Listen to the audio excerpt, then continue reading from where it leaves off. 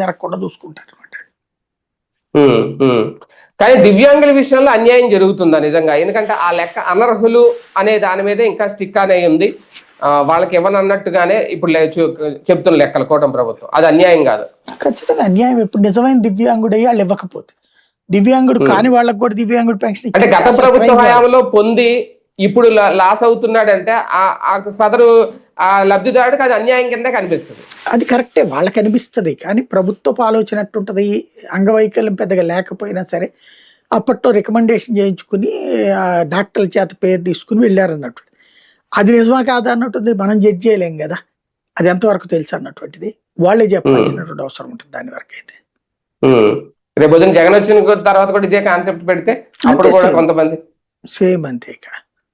అప్పుడు కూడా టీడీపీ హయాంలో కొంతమంది రికమెండ్ రాయించుకున్నారు అనేది అదే అది తేల్తది ఇప్పుడు రేపు పొద్దున ఏంటి అనేటటువంటిది. ఒకసారి ఇది గ్రౌండ్ లెవెల్లో ఒక పాజిటివిటీ అన్న వస్తుందా? వితంతులకి పెన్షన్లు కొత్తగా ఇవ్వడం, అదే కాంపిటీషన్ క్రియేట్ అయింది. ఇప్పుడు మిగతా వాళ్ళు మాదేంటి అని అడగడం బిగిన్ చేస్తారు. వితంతులకి ఇప్పుడు రైల్లో టికెట్లు బిగిన్ అయ్యాక ముందు వరుసలో ఉన్నోడికి సినిమా టికెట్లు కానీ లేకపోతే రైల్వే టికెట్లు కానీ ముందు వరుసోడికి ఇచ్చి వెనకాల వరుస ఇవ్వలేదు అనుకోండి, క్వశ్చన్ వస్తుంది కదా ఎందుకు ఇచ్చే వాళ్ళకి అన్నటువంటిది. ఒకటే 4-5 టికెట్లు తీసుకుంటే ఆటోమేటిక్ క్వశ్చన్ చేస్తారు. అట్లాగే ఉంటుంది ఇక్కడ వ్యవహారం కూడా. 2 ఏళ్ళు సైలెంట్ గా ఉండి ఇప్పుడు మొదలు పెట్టడం ఏంటి సార్? రాజకీయం అన్న ఉందా ఇందులో? డబ్బులు లేక